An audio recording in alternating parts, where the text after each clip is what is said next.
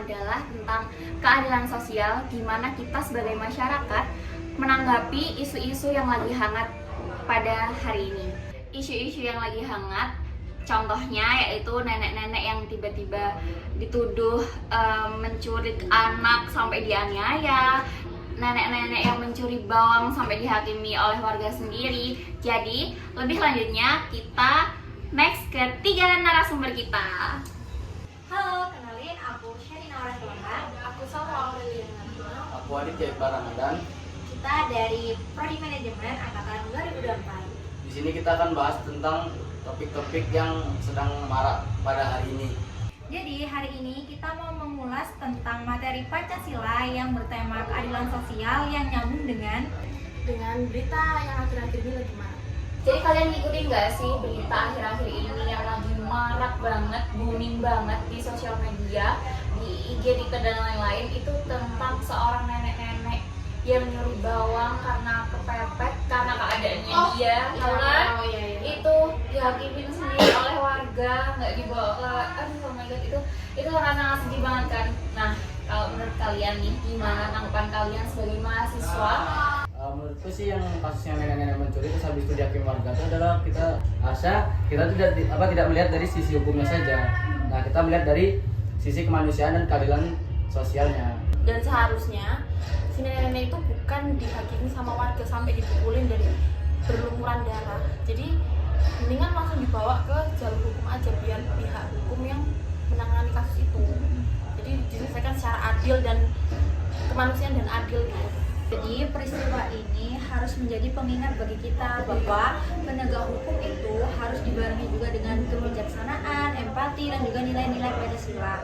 Kita sebenarnya harus mencari solusi gimana caranya yang lebih baik untuk menyimpulkan dan menanggapi nenek-nenek ini ke depannya. Kita tuh langsung, kalau kita berada di posisi itu harusnya ya kita langsung panggil pihak berwajib biar langsung ditanganin gitu kan, nggak kayak warga yang semena-mena langsung dihakimin sendiri sampai ya kalian tau lah nenek-neneknya sampai berlumuran darah kayak gitu. Oh my god, kasihan banget. Iya, benar. Dan kejadian itu tuh menarik banyak simpati dari selebgram TikTok yang membantu. Itu plusnya dari kejadian itu. Kasihan juga. Iya, kasihan juga. Ya tapi kita juga nggak, Tapi kita tidak boleh membenarkan kasus itu karena pencurian itu ya tetap salah gitu. Kita di negara hukum. Iya betul. Nah, ada lagi tuh, cerita juga, kisah juga nenek-nenek yang dia tuh ceritanya tuh ingin minta tolong lah sama anak-anak ini. Kayak suruh nganterin lah ke suatu tempat gitu. Padahal nenek-nenek itu cuman minta tolong sama anak-anak itu. Tapi anaknya itu malah tiba-tiba lari setelah neneknya udah datang, lari terus tiba-tiba ada orang tuanya yang anak kecil itu orang tuanya itu malah ngiranya itu neneknya jahat, waktu jahat ke anaknya. betul sekali, kayak dikiranya itu anaknya itu dicuri gitu. Kalian tahu kan kasus itu pasti itu juga booming banget. Jadi gimana tuh tanggapan kalian itu sebagai orang tuanya, mungkin karena itu Nenek-nenek ada maksud apa, dan aku bakal samperin gitu loh, kenapa kok bisa anakku sampai lari. ya. Bakal ditanyain. Dan kalau misalnya Itu juga masih masuk ke sila kelima juga, enggak sih?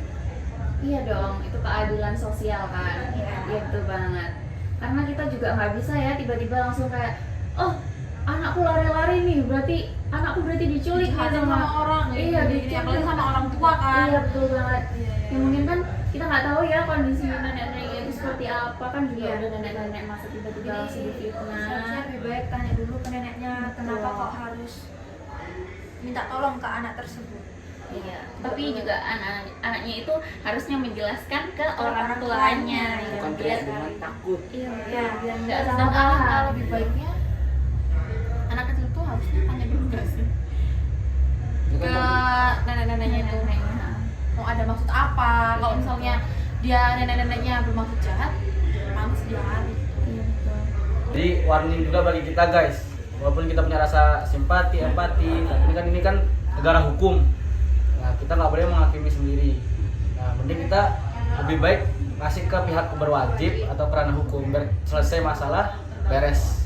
Nah, tidak ada yang meninggal lah, berdarah lah gitu. Ngomong-ngomong soal empati nih, mending kita daripada kita salah paham nih ya, mending kita langsung lihat aja cuplikan tentang nenek-nenek tersebut ya. Oke, check it out.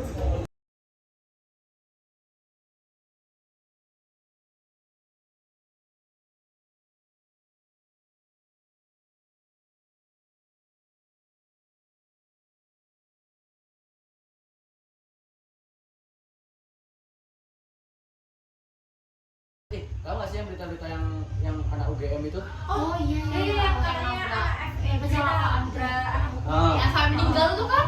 Iya, itu ternyata yang pas di Mahkamah Agung itu orangnya beda loh, bukan orang asli yang anak FEB atau orang lain. Rumornya kayak gitu, Iya, tapi emang rumornya. bener.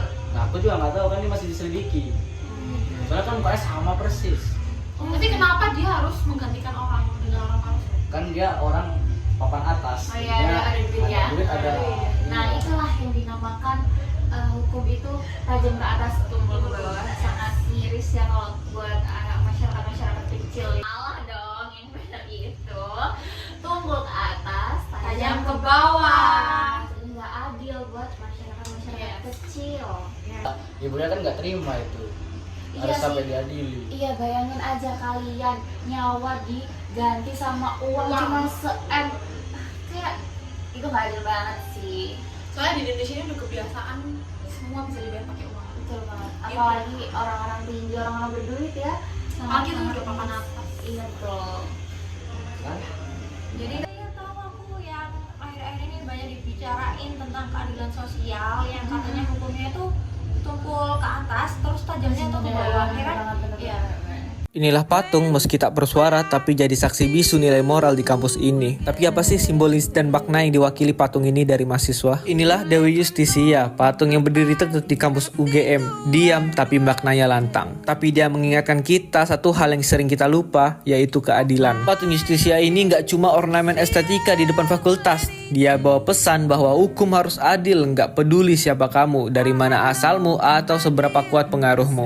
Dan sayangnya nilai-nilai itu nggak selalu tercermin di dunia nyata. Dengan ramainya tabrakan antara dua mahasiswa, dengan satu korban dan satu sedang menghadapi hukum yang tak kunjung diadilkan secara sah dan setara dengan konsekuensinya, publik pun bertanya, benarkah keadilan ditegakkan atau memang tak berlaku untuk yang punya kuasa? Inilah Dewi Justisia, diam tapi penuh makna. Tugas kita bukan sekedar mengaguminya, tapi mewujudkan apa yang dia perjuangkan, yaitu keadilan yang sebenarnya. Tapi sekarang pertanyaannya, masihkah keadilan hidup di kampus ini atau baru akan datang kalau kita cukup keras bersuara untuk menuntutnya?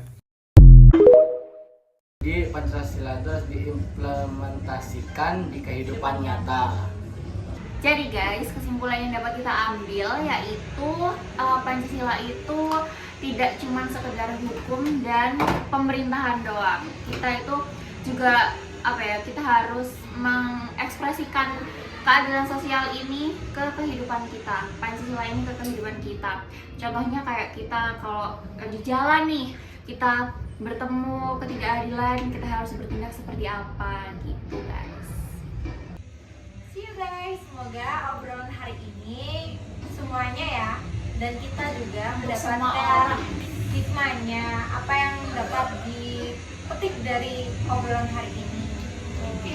Kita harus mengambil sisi positifnya ya guys, dan Jangan yang negatif. betul sekali. Kita harus bertindak adil karena kita ada di negara hukum. Oke, see you. Bye. Isu-isu. Sama keadilan sosial yang nyambung dengan Guys,